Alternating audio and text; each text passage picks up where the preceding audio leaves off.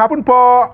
Masayang hapon po. Long time no hear, long time no see. Ayun, opo. Mukhang nakapag-relax na kayo, Santol. Hindi naman po, nagtatrabaho pa ho tayo. Tuloy pa rin. May session pa ho ngayon. Opo. Talagang tuloy-tuloy ang sipag ni Senator Tol. Ayan. Oo. Salamat po. Kahapon nga po, napapanood namin yung napakagandang debate po nito. Ako'y papatango-tango ako eh. Yun yung sinasabi, Oo. mainitang balitaktakan. At saka matututo tayo, Oo, no? yes. Santol, pakibigay nyo nga lang po, sa kabatiran po ng ating mga taga-subaybay, baka hindi naman po napanood yung binabanggit namin. Kayo po, bilang Senate Majority Leader, ano po yung stand ninyo doon sa punto na yung mga gaya ng impeachment, particular impeachment, na naipasa sa 19th Congress, ang tanong may tutuloy ba ito sa panibagong Senado, Kongreso, 20th Senate o 20th Congress, Santol? Hindi po. Hindi po ito maitutuloy. Paki-expound po, Santol. Hindi po yan maitutuloy kasi tinanong ko po yan kahapon, ang atin pong saligang batas, kung ano lang po yung nakalagay sa saligang batas. Opo. Mahigit 30,000 po yung salita, yung kataga sa ating saligang batas, 1987 Constitution, tinanong ko yan, meron ba salitang carry over? Wala. So, ibig sabihin, pag wala, wala carry over. Ganun lang ho kasimple yun. Pero ang punto niya po, wala din naman daw po nagbabawal, Santol. Kasi hindi po. Ang jurisdiction po is conferred by law or by the Constitution. Ayun, opo. If no opo. jurisdiction is conferred, there is no jurisdiction. Ayun ang The malinaw. 19th Congress, Opo. the 19th Congress cannot confer jurisdiction to the 20th Congress. Dahil ang bawat kongreso po ay independent from each other. Maliwanag po yan sa Ayun, napakaraming tama desisyon kayo. ng Korte Suprema. Nalilito lang po yung iba. Ang isang kongreso po ay binubuo ng 3 sesyon. Opo. First regular session of the 19th Congress, second regular session of the 19th Congress, and third regular session. Opo. Sa 3 taon po kasi yung kongreso. Doon sa 3 session po noon, pwede pong ituloy ng yung bawat sesyon na hindi natapos, yung unfinished business. Pero yung kasunod pong kongreso ay independent na po yun. Yung ang ibig sabihin po niyan, lahat ng pending matters, proceedings shall terminate upon the expiration of one Congress. Kailan po yan? Ayun. June 30. Oho. Ayun namang iba po, yung mga ilang nag-aral din ng batas, sinasabi, bakit sa US Constitution, sa US Senate ay ganon? Ang US Constitution po, pinattern po yan sa British Parliament. Opo. British Parliament po, House of Commons, House of Lords. Ini-elect yung House of Commons, yung House of Lords permanent. Ito yung mga aristocrat. Yung House of Commons, ang nag-i-impeach, at ang House of Lords ang nagtatrial. Ayun. Continuous po yun. Continuing body. Yung House of Lords. Lords. Yung US Senate po, continuing body. Kasi po, every 2 years nag-election po doon. 100 po yung senador, 2 senators per state. Ang naiiwan po ay 67. Ang ini-elect every 2 years ay 33. Yung 2/3 vote na kailangan nila to impeach, kagaya ng ginawa kay President Bill Clinton, yung tinuloy din kay yung isang judge, Judge Porteos, wala pa nagko-quote nito na academician sa Pilipinas, ay nakakatuloy ng susunod na kongreso so long as they will change the House managers or prosecutors. Matutuloy kasi yung natitirang senador ay 67. Hindi pa ho kasi 33 yung ini-elect, 33 plus 67 is 100. Hindi pa kasama dyan yung Vice President na presiding officer, yung siyang Senate President. So meron silang quorum which is 50 plus 1, 51, at meron din silang legal authority to convict or acquit kasi 2/3 vote din sila na kinopya natin, dalang 2/3 vote ay 66. 67 sila, may Vice President pa. Sa Pilipinas, ang ating eleksyon ay 12-12. Opo. Yung 12 po ay hindi, yung 12 po ay hindi makaka-constitute ng quorum. Kasi ang quorum namin ay 12 plus 1, 13. Kulang na. At ang 2/3 naman ng Philippine Senate ay 16. Lalo kulang. Kulang lalo. So pag nag-adjourn sinidye, tapos na po kami sa June 13, 1-3. At ang pagtatapos ng Kongreso ay June 30, June 30. Opo. So ibig sabihin po niyan, sangayon din sa ating saligang batas, ito po yung wala naman sa US Constitution, yung convening ng next Congress, yung 20th Congress ngayon, ay 4th Monday of July. So may gap talaga na 12 na lang ang natitira. Meron pa ho ditong hindi napapag-usapang iba. Kagaya po ng pagra-ratify ng mga treaties, ng Senado po ang nagra-ratify niyan, Opo. hindi na kami makaka-ratify ng treaty kasi ang kailangan din ay 2/3. 2/3 ng bill. Two-thirds Opo. na sa mga treaties. Kaya, stop na talaga pagdating po ng June 30. Kaya sinasabi ko po, pagdating ng June 30, magkakaroon ng functional dismissal by operation of the Constitution. Kahit wala kaming i-declare, Oho. kahit walang motion, tapos na po yun. Kasama po Pag yung sinabi impeachment. po tatawid sa 20th Congress, Opo. ano naman ang authority ng 20th Congress? Wala. Kasi po, stop na rin yung authority ng panel of prosecutors. Nag-terminate na nga yung Oo. kanilang term. Kailangan i-reappoint po sila. At meron tayong isang provision na wala sa saligang batas ng Amerika, yung you cannot file a case against the same respondent within a period of 1 year. Wala Oo. po nun sa, sa Constitution ng Amerika. At wala din yung salitang forthwith sa saligang batas ng Amerika. Mas kakaunti po ang salita, ang word sa American Constitution, at mas marami po tayong salita. Sa dalawang saligang batas, wala pong salitang, lalo sa atin, wala pong salitang carryover. So, Ayun. Sentol, dahil sa ngayon ang dami agam-agam at maraming nakabitin ng mga katanungan sa isipan ng ating mga manonood. No po, ano po ang aasahan ng ating mga kababayan pagkarating ng June 30? Pagdating po ng June 30 at hindi po ito tapos, dismiss na po yon. Ayun. oo. Dismiss na po yon. So wala na pong jurisdiction si 20th Congress kahit magsasalita sila doon, i-consider nila, wala silang jurisdiction. Oho.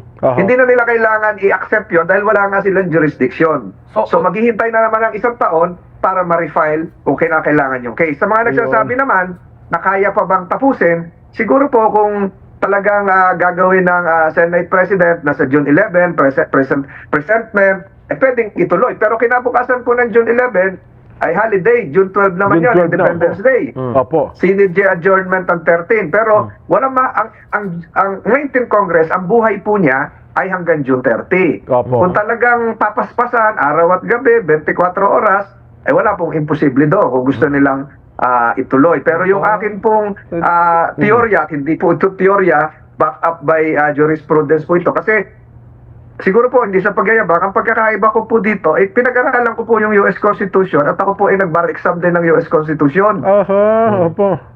Nag-bar exam po ako sa New York, kaya medyo kabisado ko po ito ng kaunti at nagtuturo din po ako ng constitutional law.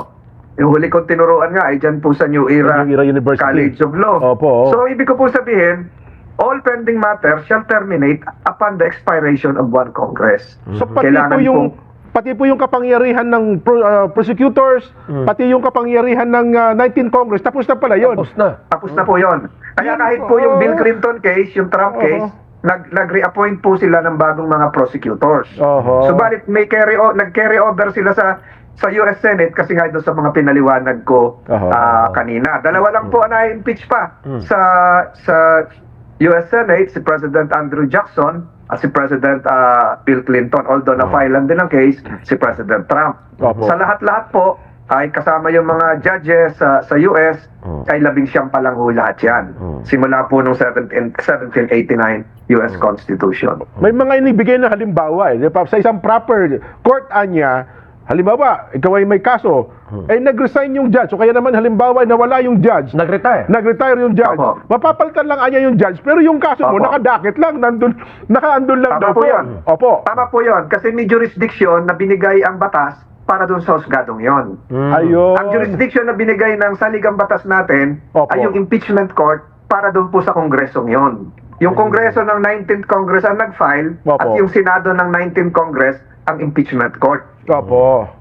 So, wala pong karapatan ang 19th Congress na ipasa po ito sa 20th Congress. Ang nagbibigay po ng jurisdiction ay ang batas o ang saligang batas. Ayun. Ano po ang magpiprevent sa 19th Congress na ipasa ito sa 21st Congress o sa 22nd Congress, kung ganun po ang logic ng kanilang pag-iisip. So, patay na po yan. It automatically dies. Kaya po yung term ko po kahapon, functional dismissal. Wala kaming gagawin, wala nang gagawin ng respondent. patay po yung kaso. So sa June 30 po, Sentol, wala tayong inaasahan na magkakaroon pa ng mainitang balitaktakan at magkakaroon ng botohan. Baka merong mga abogado de Campanilla na magsalita ng Tingnan niyo po. Pag kami ay nag-expire na sa June 30, kasama po ako at yung mga ilang kasama ko. Wala naman po kailangan motion pa kaming i-file na kami ay magte-terminate na ng trabaho. Wala kaming kailangan na resolusyon na si Senator ganito ay nagpaalam na. Wala na, automatic na po yun. There is a constitutional clock.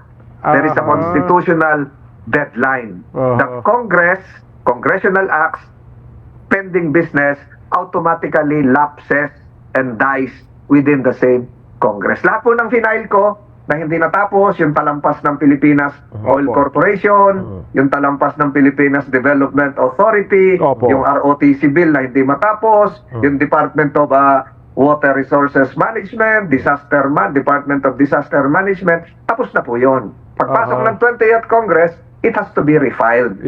Back to zero. Na po yun. Opo. So at yun ang pinakamalinaw na sagot na narinig natin ngayon, Kuya Benny, no? Wala pong pagkakaiba sa programa nyo. Pag natapos kayo ng alas 6, tapos na po yun. May programa ng bagong papasok. Hindi nyo pwede papera kung ipa-extend ng producer na kayo uli. Tapos na po yun. May bagong programa. So ang constitution natin is the producer.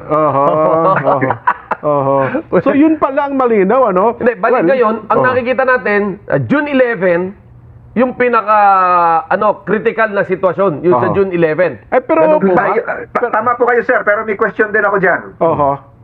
Yung June 11, sinasabi nila presentment ng panel of prosecutors. Babasahin lang, Babasahin. Subalit, ang tanong ko dyan, yung panel of prosecutors can only enter the Senate plenary when the Senate has been converted into an impeachment court.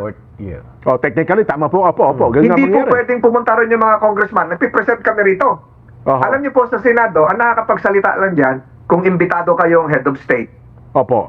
Kung kayo po ay distinguished personality na bibigyan ng parangal, kagaya po nung ginawa ko kay Heidelin Diaz na nakakuha ng gold medal. Makakapasok kayo doon, nakakakat kayo sa rostrum. Yung dating UN Secretary General, yung Prime Minister ng Vietnam, pwede magsalita. Tapos, ang congressman, makapunta lang sa Senate premises, sa plenary, kung meron bicameral conference committee na doon gaganapin. Kung meron joint session, magkakasama kami. Pero kung magsasalita ka as congressman, kailangan bisita ka. So, ngayon, para ka makapag-present ng articles of impeachment, kailangan hindi Senado yung kaharap mo as plenary. Kailangan kaharap mo yung Senado as an impeachment court. Yun, magkukunbin kayo as impeachment court. Yes, so para kusgado po yun, darating na yung mga piskal, yung prosecutors. Naibigay na sa amin yung, incidentally, hawak ko na yung gown, yung robe, meron na ako nabigyan na. Hindi ko naman nasusukat, baka hindi pa nalalaban yun. So, hawak ko na po yun. Subalit, kailangan mag-oath muna. May proseso yon. Ang sinasabi kahapon sa mga debate, pwede rin mag-present ng hindi pa impeachment court. Parang mali. Kasi ang kinukuha nilang practice ay yung practice sa US. At sinasabi ko kanina, yung practice sa US baka hindi applicable lahat dahil yung sinasabi ko po, kakaiba nga. Na sila ay may natitirang 67. Tayo ang natitira ay 12 na lang. Subalit, yung ginaya po natin yung US Constitution, no 1935 Constitution, yung kanunahan nating saligang batas, huwag na natin banggitin yung Malolos Convention, yung ano-ano. Nung ginaya po natin yan, ang eleksyon po ng senador noon, kasabay ng congressman, ay 8-8-8. 8-8-8, 24 din. Bawat eleksyon, 8 i-elect. Kaya may naiiwang senador noong 1935, na 16. 8-8. Na merong quorum, dahil 13 ang quorum, at sufficient to convict or acquit. Na bago po yan ang mga susunod na saligang batas. Yung po yun. Kaya yung mga jurisprudence na sinasabing continuing, ay base po yun doon, halimbawa yung Arnold case, Arnaldo versus Arnold, ay base po doon sa 1935 Constitution na ang eleksyon natin ay 8-8-8. Ngayon, ang eleksyon natin, 12-12 every 3 years. 12 senador, kaya... dati po, 8-8 lang. So, doon sa punto na, ang sabi nila, ang Senado ay continuing body, tama, continuing body, pero wala kayong, hindi continuing majority. body po yun, pwede pong magpasweldo, Pwede pong maintain yung administrative functions, pero hindi po continuing business. Magkaiba po yun.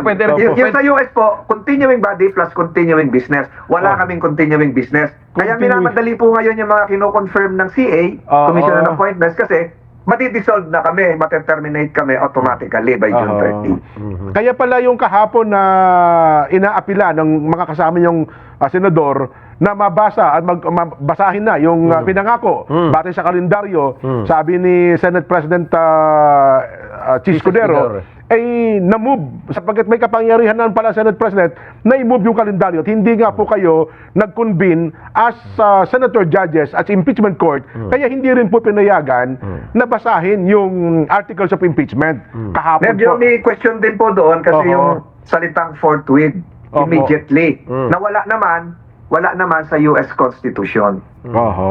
Dito sa harapan ko po siguro 4 ang kopya ko ng US Constitution dito na maluma-luma na. Nandito po lahat yan. Pero sa US Constitution na mas kakaunti ang salita na walang 2,000 words, ay makikita po natin na wala din yung mga carry-over. Lalo na sa atin, wala yung carry-over. So isa kong malinaw na bagay dito, pagdating ng June 30, dead ang impeachment against BP Inday Sara. Dead po yan, pero nakikinita ko po dyan. Siyempre may magsasalita, ako nakapag-issue na ng statement. Pagpasok po ng 20th Congress to formalize, meron din siguro, nothing would prevent the 20th Congress from adopting a resolution. Subalit, hindi po sila basta-basta pwedeng magbutuhan to determine whether they have a jurisdiction. Alam niyo po kung bakit? To do that would also be an exercise of jurisdiction. Wala nga silang jurisdiction eh. Wala nga jurisdiction, ba't ka magsasalita pa? Need mo jurisdiction ba tayo? Magbotohan tayo, gano'n. Wala nga natin jurisdiction eh. Di ba? So lahat po yan ay magiging violation ng Constitution. But nothing can prevent them from issuing a declaration para matapos na. Just like the 19th Congress, kahit po hindi kami mag-issue ng declaration sa 30 o sa 13, June 13, ay automatic na po yun. Automatic na. Pero mas maganda rin, may formal declaration. Kaya po yung ginawa ko po kahapon for documentary purposes sa mga mag-aaral ng batas, pag umakyat ng Supreme Court, yun na po yung nilatag po ni Senator Tolentino. So, sana, wish ko lang, Kuya Benny, may nakikinig sanang magiging senador sa 20th Congress para, nasa minute naman po ninyo, no? Nasa minute po ninyo yan, at saka sa linaw ng paliwanag ninyo ngayon, Santol, ay pwede nga, tama, gagamitin ito sa pagpasok ng 20th Congress. Naniniwala po ako na yung mga sinabi ko po kahapon, hindi sa pagbubuhat ng sariling bangko, ay gagamitin ng mga bagong senador. Kung nakikinig si Senator-elect Marcoleta, ay binibigay ko na po sa kanya yung mga footnotes ko para gamitin lahat yun. So, kung dead na yung impeachment, technically, kung tatanggapin natin po yung argumento po ninyo, yun naman ang binabanggit ninyo ang tama, next year na, kung talagang gusto nilang i-push ang impeachment against BP Inday Sara. February 5 uli next year. Sa February 5 pala ang patak yung day 1. Opo, yun po yung deadline eh. Yun po yung constitutional clock nagsimula nung final po yung case. February 5, 2025. Kasi nandun parang may pagtatalo pa eh. Kasi di ba, nauna, 2, pangatlo, pang-4 ata. Yung nauna kasi hindi nila tinanggap eh. Hindi agad, kumbaga hindi inaktuhan.